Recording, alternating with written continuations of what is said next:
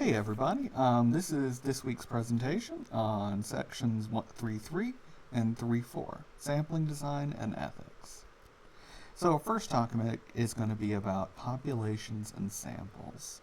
So in statistics, we often talk about populations and samples when we think about recruiting subjects for our study. It's very, very important to define what the population is and what the sample is. So the population is the entire group of individuals that we want information about. Basically everybody who would be relevant. This would be, you could also consider this to be anybody that we want to use to discuss the conclusions about. Like, let's say if we're doing research on cancer patients worldwide would be our population there. The sample is going to be the part of the population that we actually examine to gather information. Of course, we can't recruit literally everybody in the world that has a specific condition or something to be a part of our research study. So we always have to pull out a subset there. The sample design is going to be the method that we use to choose that sample from the population. So we have a wide variety of ways we can do that.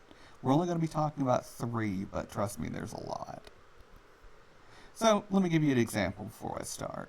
So let's say I'm a professor at Florida State University, and I want to do a research study on college students in the U.S. and their rates of texting while driving. In this case, our population is American college students. That's the whole group. The sample that I'd be using would be the FSU college students that I recruit for my study.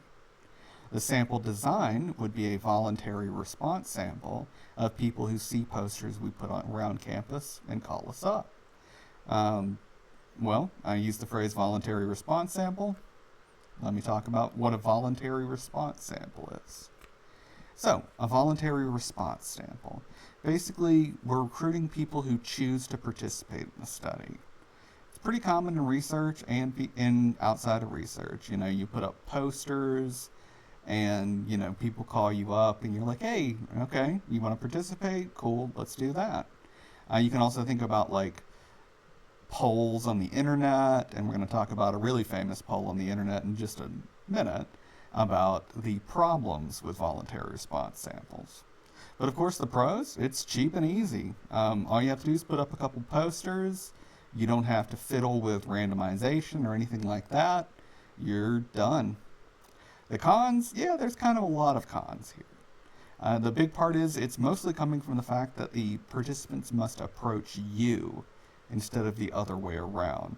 Typically, we would try to recruit the participants, and we would approach the participants and choose them.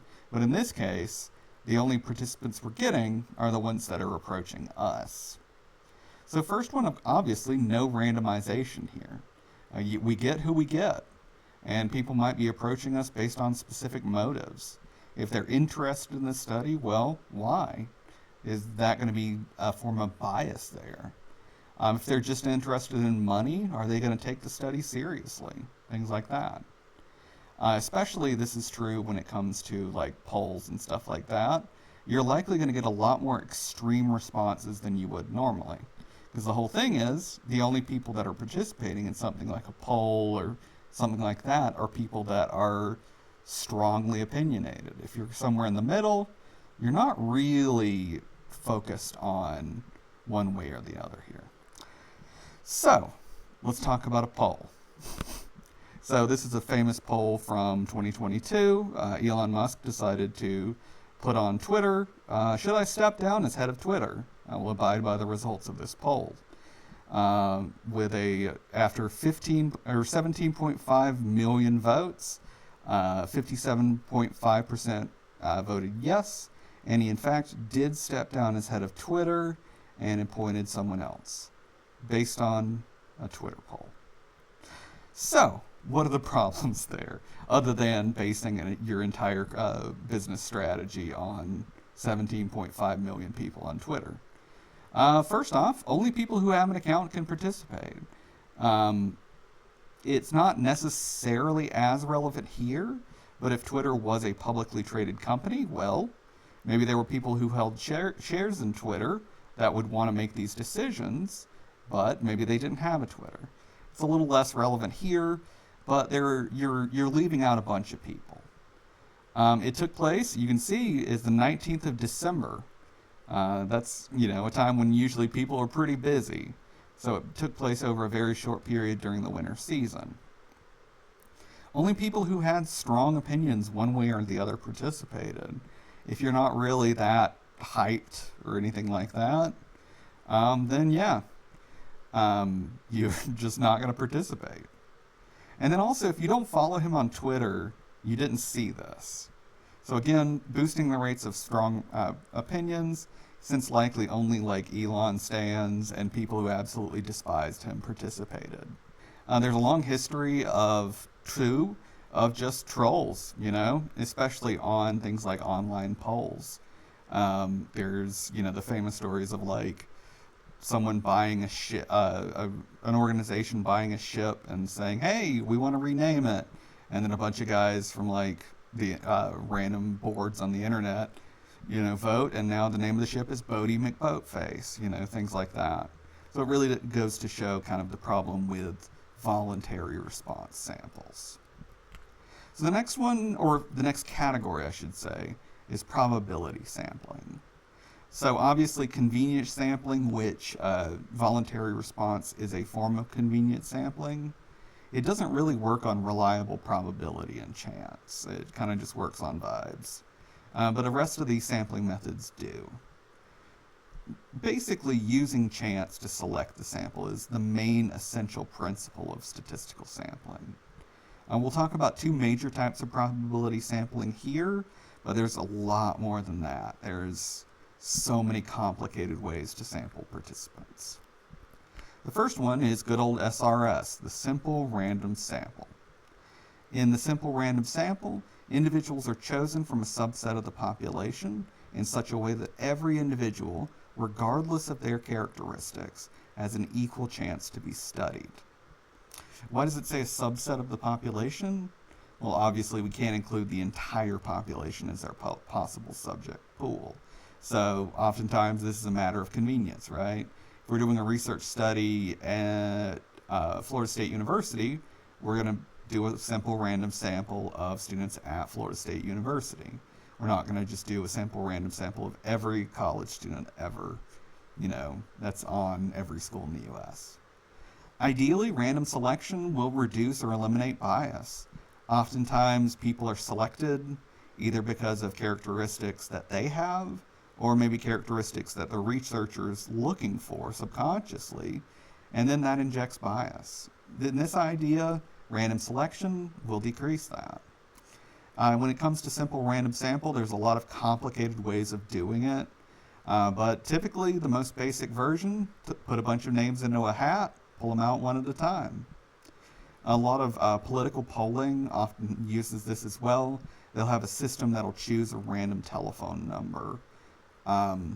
They also use the other kind as well that we'll talk about in a second, but that's how they kind of select who to participate.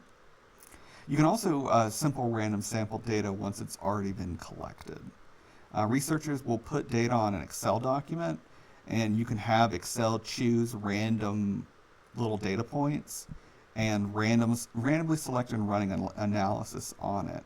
Basically, you can run multiple studies, like 50 studies at once, by simple random selection of your data pool. So it's really cool. Helps you come up with better results for your data.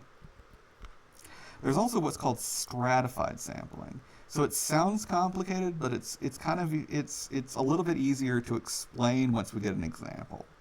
So with this, simple random sampling treats every individual equally, with an equal likelihood of being sampled.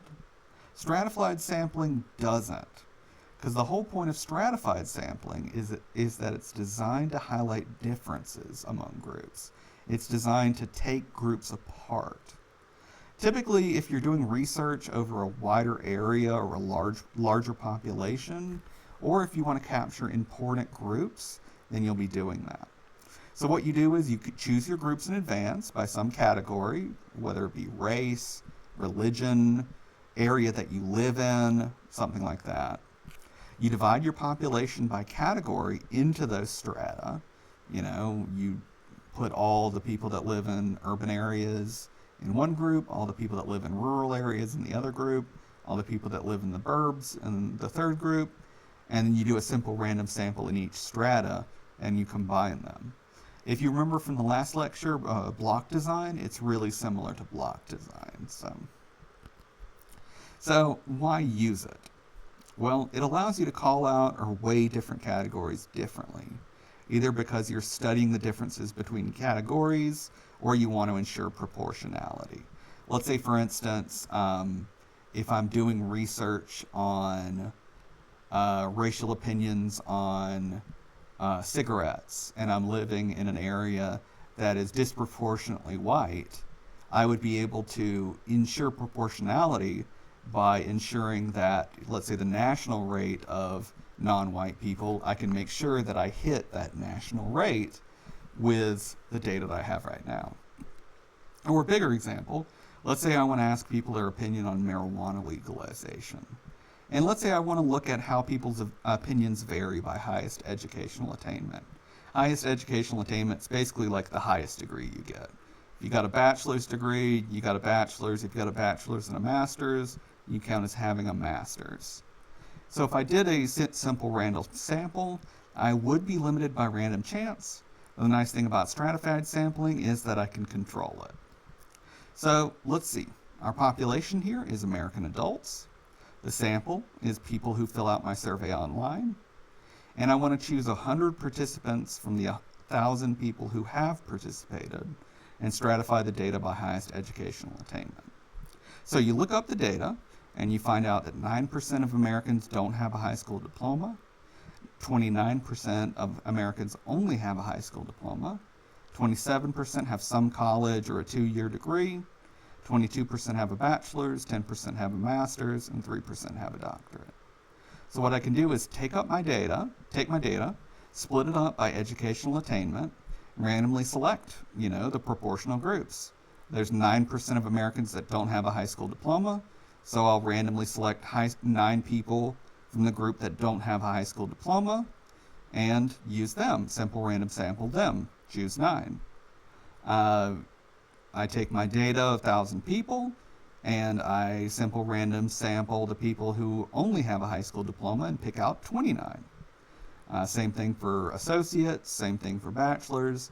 So it allows you to still have that randomization, but you're able to make sure that it's proportional and you have those categories that you can analyze, not just leaving it up to random chance. So let's talk about some problems with sampling. So you'll always want to examine where your study will fall short. Oftentimes people create their study and don't think about, okay, well, where might be issues? Who am I forgetting in this case? So a big one is what we call undercoverage. This is when some groups in the population are accidentally left out of being part of the sample. So think about, let's do research on households. We're asking households about how they buy toilet paper. I don't know, whatever. In that case, it would exclude homeless people. It would exclude prison inmates. It would exclude dormitory residents. And that's fine if that's something you're considering, but oftentimes people just do that regardless, or just do it without thinking. Another one is if you're calling landlines, which is pretty common in political polling. Well, I don't have a landline. Nobody I know has a landline. I'm sure y'all don't know anybody that has a landline. So landlines are pretty exclusively for older people. So you're really only calling older people in that case. There's also non-response. This is when an individual that's chosen for a sample either can't be contacted or doesn't participate. So let's say we have a list of email addresses of people that want to participate in our research, and we email 500. Let's say 100 never email back. That would be, we had 100 non-responses. So it's not that we are accidentally leaving them out, it's that we have tried to contact them and they didn't, they ghosted us, they ignored us. Also, response rate. Response rate is part of non-response. It's a proportion of the original sample who actually provide usable data. We would divide the respondents by however many people we contacted.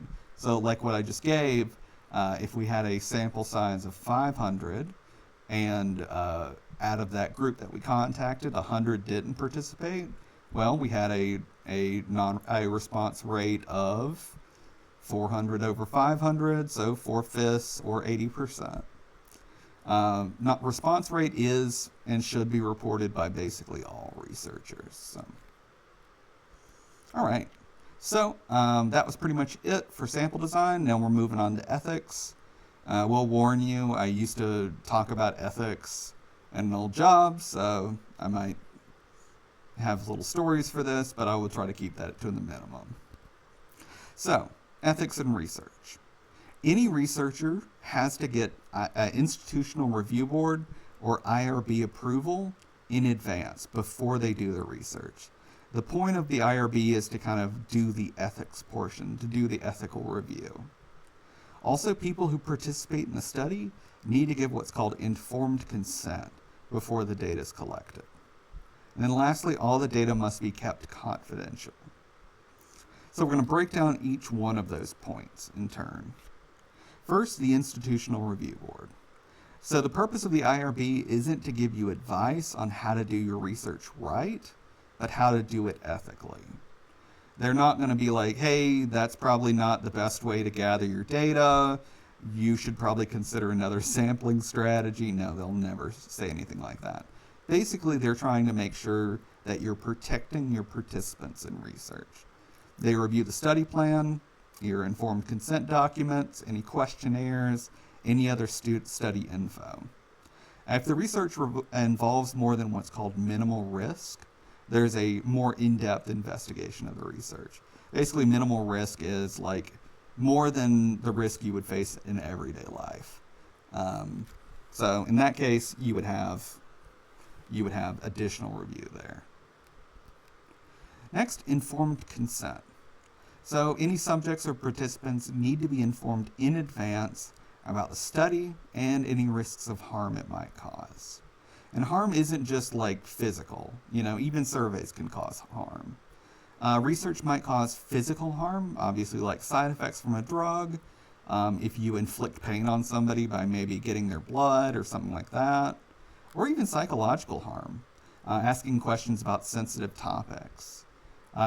Also, sensitive data can be hacked, stolen, subpoenaed by the government, left on a bus, and it can fall into the wrong hands.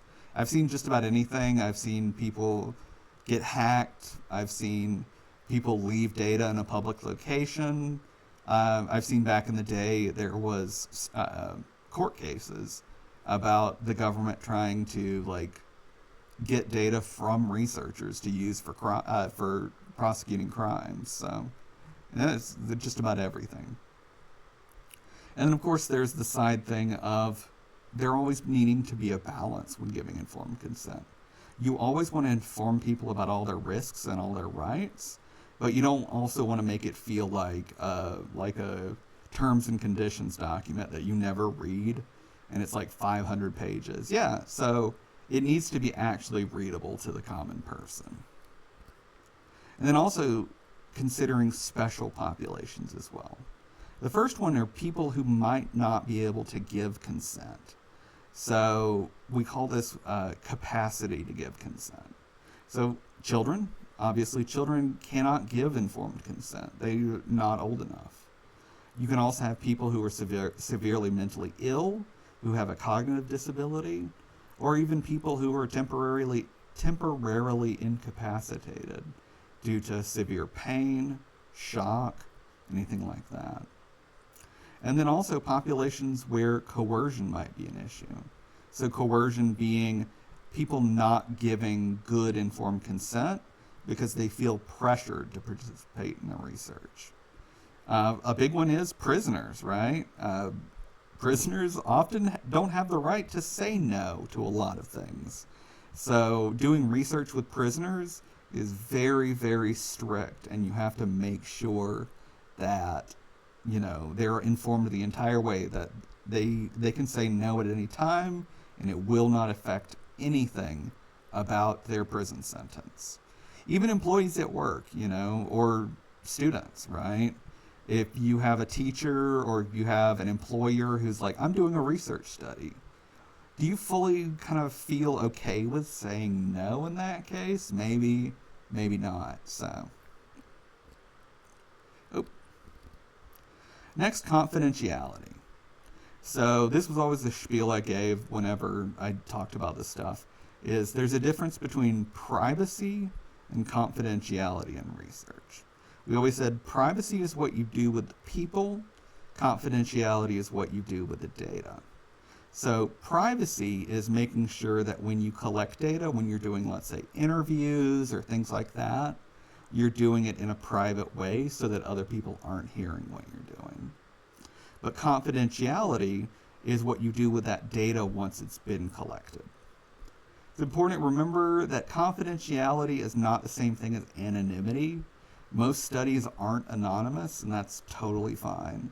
A lot of times the study has someone's name or has access to someone's name or contact information somewhere. Oftentimes it's good because some researchers are required to send participants the results of their research, things like that. Or payment, that's a big one as well. So the big thing is that data is protected. So you can think of confidentiality measures like keeping data in a locked filing cabinet or a password-protected computer, not working on data in public as a researcher, and then also destroying the data after the legally required storage periods elapsed. And then, of course, I got to give you all a little bit of history as well. Much of the backbone of ethics and regulations in human subjects research comes from two events. First, the Nuremberg trials and the Tuskegee syphilis study. So the Nuremberg trials happened in 1945 to 1946, right after World War II. Basically what had happened, that this was when Nazi commanders and scientists and all of these things, people were being prosecuted for the war crimes they did during the Nazi regime. And a specific one was the doctors' trial, where these Nazi doctors conducted horrific research studies on Jews and other prisoners. Stuff that didn't make sense, that was completely useless, and basically was just inflicting pain for the sake of inflicting pain. The Nazis basically said that there's nothing that says they weren't allowed to do this. So a lot of the lawyers and the experts established what was called the Nuremberg Code. This set up three main core principles about how you should conduct research, and it continued to be this worldwide standard for how we do research. Unfortunately, we in America, it took us a little while to learn this. There's been a long history of really horrific research studies with people in America and Americans doing it abroad, but we have to talk about the big one that always comes up, the Tuskegee syphilis study. So the Tuskegee syphilis study went on from 1932 to 1972. The U.S. Public Health Service, which was like the early version of like the CDC, the Center for Disease Control. It recruited 600 African American men. It recruited 400 with syphilis and 200 without. And they did it in Macon County, Alabama, to study the progression of syphilis. Obviously, syphilis is a sexually transmitted infection, and it takes a long time to progress. It oftentimes migrates and can get into your brain and cause what's called neurosyphilis, which is really horrific. It can get into a lot of organs and even your bones as well. So the participants were not informed that they had syphilis. They were informed that the study was treating them for bad blood. And this was a local term used for a variety of diseases. I will leave it up to your imagination why It's a bad idea to tell people that they don't have a sexually transmitted infection, especially when many of these men were married. Yeah. So they were only given aspirin and vitamins, and they were told it was a treatment. And after we learned to cure syphilis with penicillin in 1947, they decided to keep the study going. This is horrifically unethical. Once we already find a cure for something, especially as effective as penicillin was, there was no real reason to study the course of syphilis, study the progression of syphilis, now that we found a cure. The researchers also convinced local doctors not to cure the participants. They knew that the doctors would be aware that they had syphilis and could cure them of that with penicillin, but they convinced them not to. The participants with syphilis slowly went blind, lost their minds from syphilis getting into their brain, or died from the disease. In the 1960s, a public health service researcher in San Francisco named Peter Buxton found out about the study, and he actually pushed his superiors to stop it. The public health service reviewed the study, and they said, hey, we'll keep it going until all the participants have died. That seems fair, I guess. Buxton was furious and leaked the story to a reporter who eventually gave it to the Associated Press. Gene Heller, with the Associated Press, announced the story in July 1972, and public outcry caused the government to shut the study down. We have no idea how long it would have continued without the work of Buxton and Heller, probably at least for another decade, if not more. At that point, 28 participants had died from syphilis. 100 more had died from complications related to syphilis. 40 spouses had contracted it from their partner, and of those 40 spouses, 19 children ended up getting syphilis from those mothers. This event led the government to pay restitution to the participants and the heirs of the participants who had already passed, and it also led them to establish a code of ethics that researchers in America still use today. So it was pretty horrific, but we actually ended up learning something from the horror. I won't say it's worth it. That's kind of a horrific way of thinking about things. But yeah, anytime you talk about ethics in research in America, the Tuskegee syphilis study always comes up. So yeah, wanted to make sure y'all were aware of that. That's it for now. I could go on forever. There's been a lot of deeply unethical studies. I think I even told y'all about the one where Facebook basically got people depressed by artificially altering their feed and stuff like that.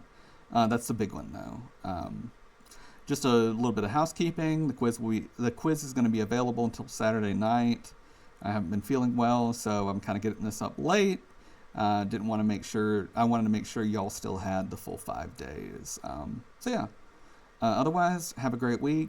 Y'all can always contact me if you have any questions. Yeah. See you later.